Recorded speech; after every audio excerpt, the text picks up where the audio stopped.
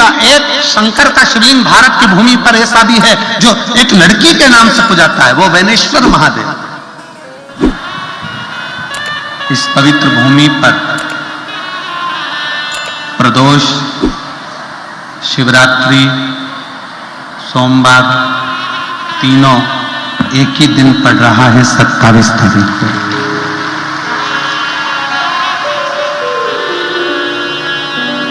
दुनिया के लोग त्रिवेणी का स्नान करने के लिए प्रयाग जाते हैं, पर मेरे भोलेनाथ ने पूरी त्रिवेणी यहीं बना दी है, पूरी त्रिवेणी।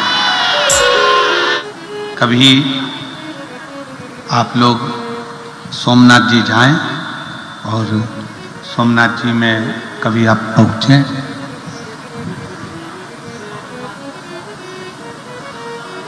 12 ज्योतिर्लिंग में से पहले नंबर का ज्योतिर्लिंग का दर्शन करने के लिए जब आप सोमनाथ जी में जाएं तो सोमनाथ में वैनेश्वर महादेव का दर्शन जरूर करें।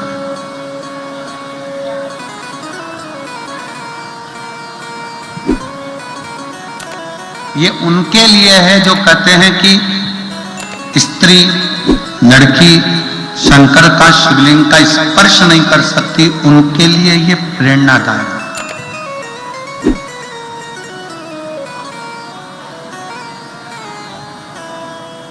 जब मुगलों की सेना ने,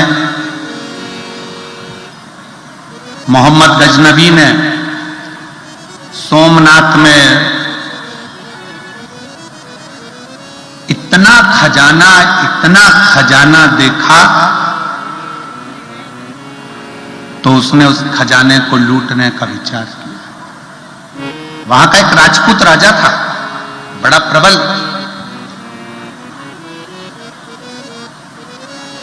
और मोहम्मद गजनबी ने जब अपने सैनिकों को भेजा कि जाओ, जाकर तैयारी करो सोमनाथ को लूटने की। एक राजपूत राजा, उसको मालूम पड़ गया जितनी सेना आई सारी सेना को खदेड़ भगाया।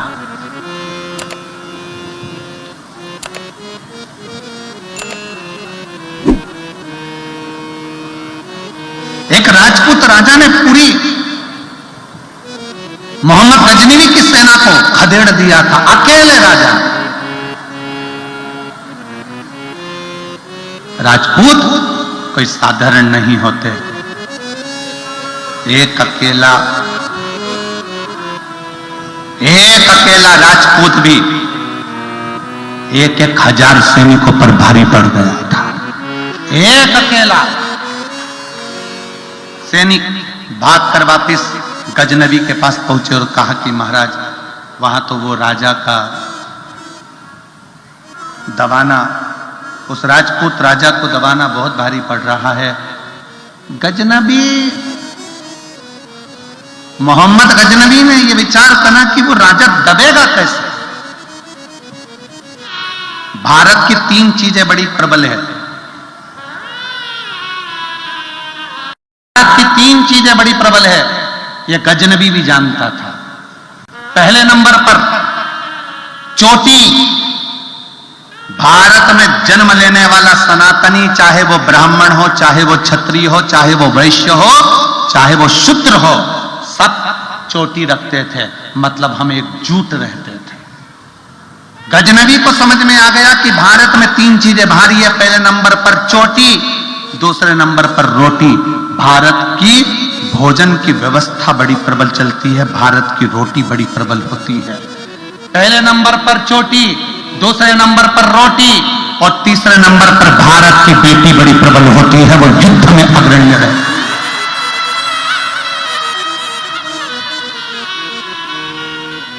वो युद्ध में अग्रण्य रहती है। गजनबी ने खबर पहुंचाई सैनिकों के द्वारा, भारत की भूमि से चोटी, रोटी और बेटी तीनों को समाप्त करने का प्रयास करो, इन तीनों को अपना बनाने का प्रयास करो। पहले के जमाने में ब्राह्मण भी चोटी रखता था, क्षत्रिय भी चोटी रखता था, वैश्य भी चोटी रखता था, शूद्र भी रखता था। चोटी का मतलब है कि सनातनी है, भारतीय परिधान, भारतीय परंपरा से जुड़ा हुआ। मोहम्मद गजनवी ने सूचना कर दी, पता करो जो राजपूत राजा युद्ध कर कर मेरे सैनिकों को मार रहा है उसको दबाया कैसे जा सकता है। मोहम्मद गजनवी ने सूचना करी, पता करो राजा किससे दबेगा, राजा को दबाने के लिए किसको लाया जाए। सूचना मिली, दूत गए, सैनिक गए और सोमनाथ की धरा पर रहने लगे, रूप बदलकर, वेश बदलकर।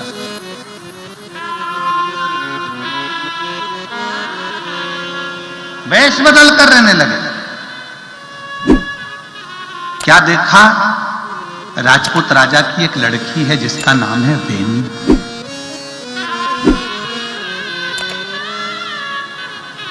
सोमनाथ की पवित्र भूमि पर प्रभास पाटन में सोमनाथ की यह पवित्र भूमि पर एक लड़की है राजपूत राजा की, उसका नाम बेनी है। बेनी शंकर की इतनी बड़ी भगत है, इतनी बड़ी भगत है कि शिव के बिना एक क्षण नहीं रहती। वो शंकर को पिता भी मानती है, वो शंकर को पुत्र भी मानती है, वो शंकर को पति भी मानती है, वो शंकर को दोस्त भी मानती है और वो शंकर को गुरु भी मानती है। सारे रिश्ते बेनी अगर किसी से रखती है तो शिव से रखती है, शंकर से। साकरी की इन बहनों में, साकरी की इन बेटियों में, साकरी के इन जीजाओं में, साकरियों के इस भाइयों में कुछ भाई, कुछ बेटे, कुछ बेटियां ऐसी भी बैठी हुई हैं जिन्होंने कथा सुन सुनकर शंकर को अपना सब कुछ मान लिया, जैसे बेनी ने मान लिया, शिव को सब कुछ मान लिया।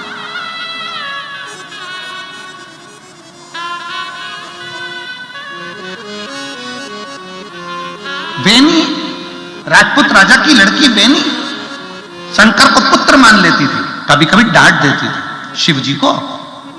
शंकर के शिवलिंग के ऊपर जल चढ़ाने जाती, फूल रखती, नीचे गिर जाता तो डांट देती, क्या है, मैंने फूल रखा है ना आपके ऊपर, रखे रहने दो, बार बार नहीं गिराना। फूल गिरता नहीं। कभी कभी बेनी शंकर को पिता मान लेती, गले लग लेती शिवलिंग। कभी कभी बेनी अपना गाल रखकर शंकर के जलाधारी पर लेट जाती, शिव को पास कर। कभी पति के रूप में शिव को रिझाती तो बहुत घंटों तक बात कर लेती, कैसे हो, याद वाद नहीं आती आपको हमारी, राजघराने में आना चाहिए हमसे मिलने के लिए आपको। कभी कभी शिव से बात कर।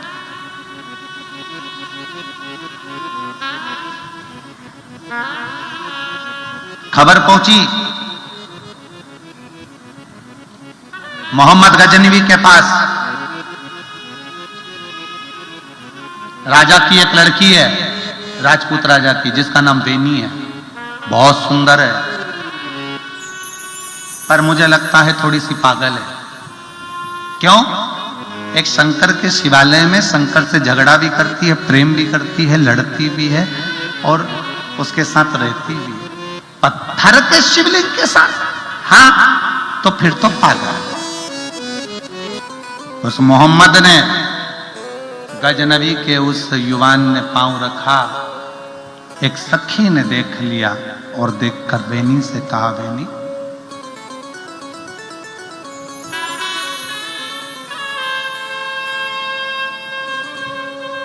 कोई युवान आया है, उसने उस पुष्प पर लात रखी है, बड़ा सुंदर है,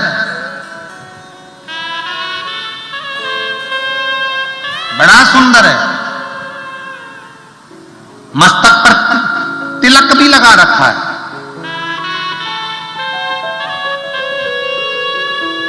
एक सनातनी की बेटी को अपना बनाने के लिए कितनी कितनी चाल चली जाती है, जरा समझने का प्रयास करिएगा।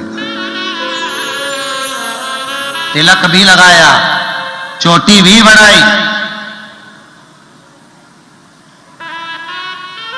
शरीर के वस्त्र भी धारण करे वैसे ही।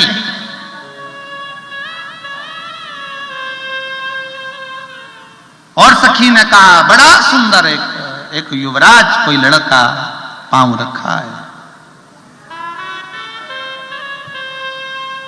बेनी ने देखा नहीं, मंदिर में चली गई। वापिस लौट रही थी, बेनी ने अपनी सहेली से कहा जिस युवराज की तुम बात कर रही थी वो युवराज हिंदू नहीं है, सनातनी नहीं है। वो युवराज हिंदू नहीं, सनातनी नहीं है, वो मोहम्मद गजनबी का भेजा हुआ कोई विधर्मी है।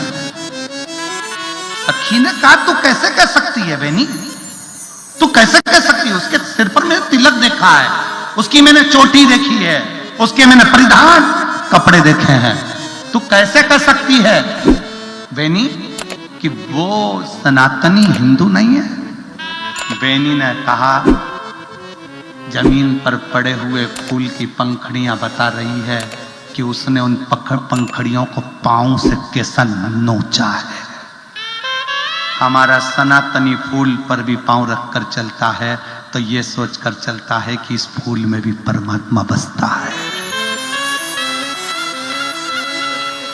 हमारा सनातनी अगर फूल पर पांव रखकर भी चलता है तो ये मानकर चलता है कि फूल में भी परमात्मा बसता है, पर वो फूल की पंखड़ियां बता रही है कि उन पंखड़ियों को भी मचला गया है।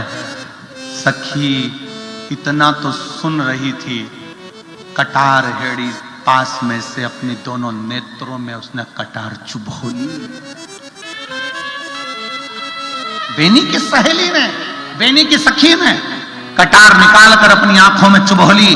बेनी ने रोका, सखी रुक, क्या कर रही है? मैं पहचान नहीं पाई कि ये मेरा अपना नहीं था सखी, मैं जान नहीं। सूचना पहुंच गई मोहम्मद गजनबी के पास। वो लड़की पागल नहीं है, वो बेनी पागल नहीं है, सुंदर चतुर विद्वान है। और जितना उसका बाप, उसका पिता राजपूत राजा जितना विद्वान है, उससे 4 गुना ज्यादा विद्वान उसकी बेटी बेनी है। मोहम्मद गजनबी ने खबर करवा दी उस बेनी को, अपना बनाने का प्रयास करो, उसको उठा ला, उठा ला उसको।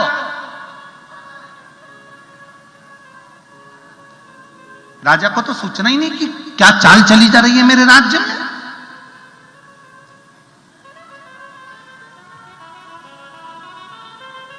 कितनी बड़ी चाल चली जा रही है मेरे राज्य में, सूचना नहीं है।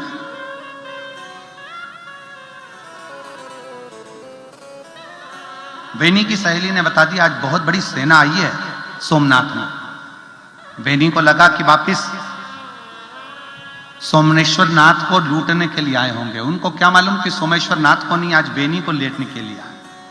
आज खजाना नहीं, आज बेनी को लेने के लिए आए। बेनी पूजन की थाली लेकर मंदिर में जा रही थी। पूजन की शिव महापुराण की कथा कहती है, एक पानी का लोटा लेकर जब हम अपने घर से निकलते हैं शंकर के मंदिर के लिए, कहते हैं एक पानी का लोटा लेकर जब मंदिर के लिए निकलते हैं 1000 सिंह के बराबर ताकत उस जल चढ़ाने वाले स्त्री और पुरुष के अंदर आ जाती है। 1000 सिंह की ताकत उस स्त्री और पुरुष के अंदर आ जाती है। और जब वो जल चढ़ाकर वापिस आता है 1000 अश्वमेध यज्ञ का फल उसके साथ चलकर पूरे मंदिर को, शंकर के शिवालय में जहां पर बेनी पूजन करने गई थी, पूरे शिवालय को सैनिकों ने घेर लिया। पूरे शिवालय, पूरे मंदिर को घेर लिया, पूरे मंदिर।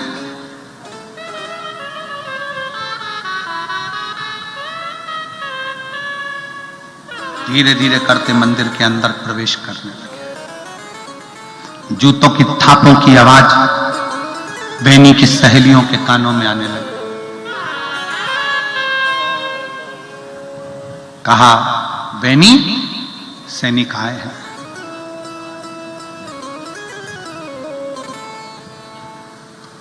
मोहम्मद गजनवी के सैनिक तुझे लेने के लिए आए। सखियों से बेनी ने कहा, उनको तुमसे कोई मतलब नहीं है, तुम चिंता मत करना, वो तुम्हें लेकर नहीं जाएंगे, तुम अपने घर जाओ, बेझिझक होकर जाना।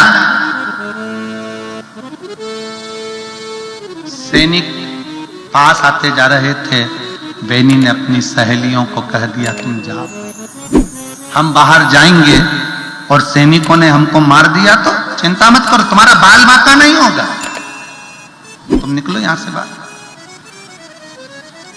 एक एक कर कर सहेलियां बाहर निकल गईं। शिव जी का गर्भगृह, गर्भगृह में शिवलिंग और अकेली बेनी, बेनी अकेली रोज अलग अलग तरीके से भगवान का स्नान कराती। बेनी ने आज भी शंकर के मंदिर में झाड़ू पोछा करा और शिव जी का श्रृंगार कर कर गले लगकर बैठ गई। गले लगकर, भाऊ, पिताजी, बाबुल,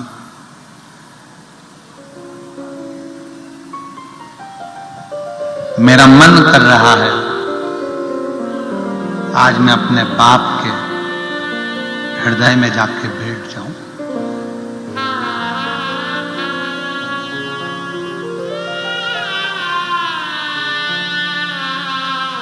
दुनिया कहती है बेटी की विदाई में सबसे ज्यादा मां रोती है, और शिव पुराण कहती है कि बेटी की विदाई में सबसे ज्यादा बाप रोता है।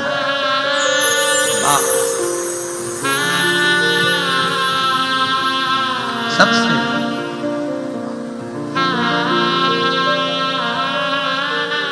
पार्वती जी जब विदा हुई थी तो मैनावती जितनी नहीं रोई थी उतना हिमालय राज रोया था। हिमालय मतलब पत्थर, हिमालय राज रोया था।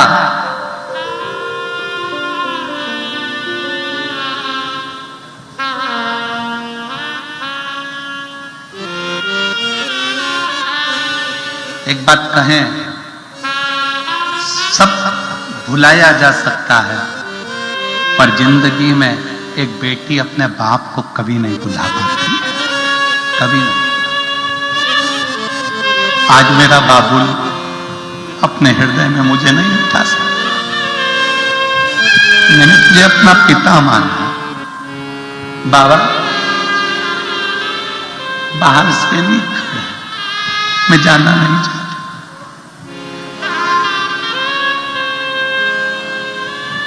क्या मैं तुम्हारे इस शिवलिंग में समाहित हो सकती हूं?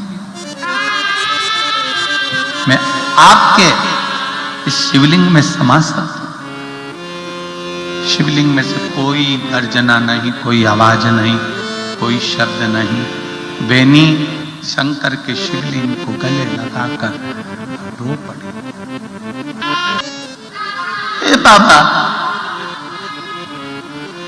मुझे तुम में समा लो, मैं रहना नहीं चाहती। शिवलिंग के बीच में से टुकड़े हो गए।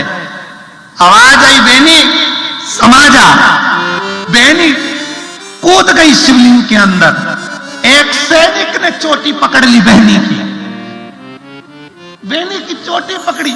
बाबा बाबा, शिवलिंग जुड़ गया, चोटी खींच गई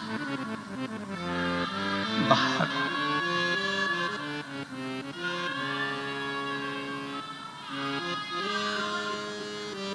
शिवलिंग फिर बंद। सैनिक पाषाण की शिवलिंग को हिलाने लगा बेनी को निकालने के लिए। बेनी निकलती कहां? मोहम्मद गजनवी के पास कटी हुई चोटी का टुकड़ा पहुंचाया गया।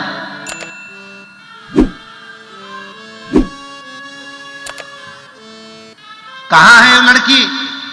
कहा वो तो शंकर के शिवलिंग में समा गई। शिवलिंग? पत्थर? सैनिकों ने कहा वो पत्थर नहीं था, शिवलिंग के दो टुकड़े हुए। पूरी युवान की युवान लड़की उस शिवलिंग के अंदर समा गई। चोटी खींची गई थी, बस ये चोटी रह गई।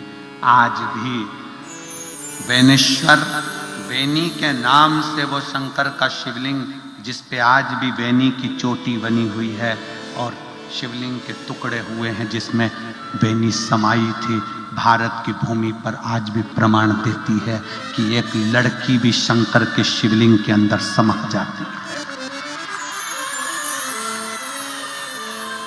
कोई कह दे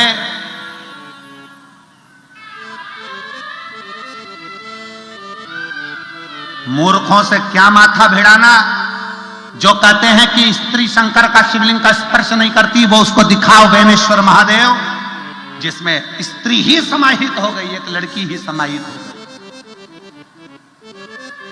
मूर्खों से क्या माथा भिड़ाओगे? किसको कहोगे?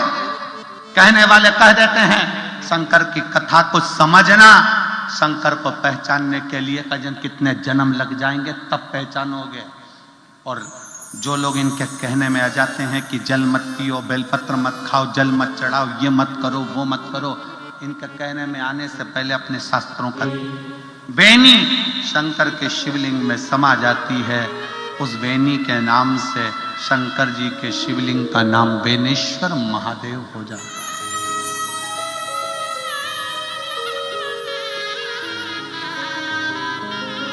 एक बात बेनेश्वर महादेव की कथा कहती है कि अगर कोई लड़की, कोई लड़का, कोई स्त्री, कोई पुरुष, कोई बुजुर्ग, कोई बेटी, कोई बेटा, कोई माता, कोई पिता, कोई संत, कोई साधु, कोई तपस्वी, कोई साधक, कोई उपासक शंकर भगवान को जब एक लोटा जल चढ़ाता है, वो भले शिव को भूल जाए पर शंकर उसका हाथ कभी नहीं पकड़ता, पिता जैसा निभाता है, पिता जैसा निभाता है। भगवान शंकर एक बाप है और बाप की तरह निभाता है। ये बेनेश्वर महादेव की कथा, सोमनाथ महाराज की कथा, सोमेश्वर की कथा कहती है। वो माता भी है, वो पिता भी है। ब्रह्मा जी के लिए सम्मुख में वो अर्धनारीश्वर बनकर प्रकट भी हो जाता है। ब्रह्मा जी के लिए अर्धनारीश्वर बनकर प्रकट हो जाता है। सर्वस्व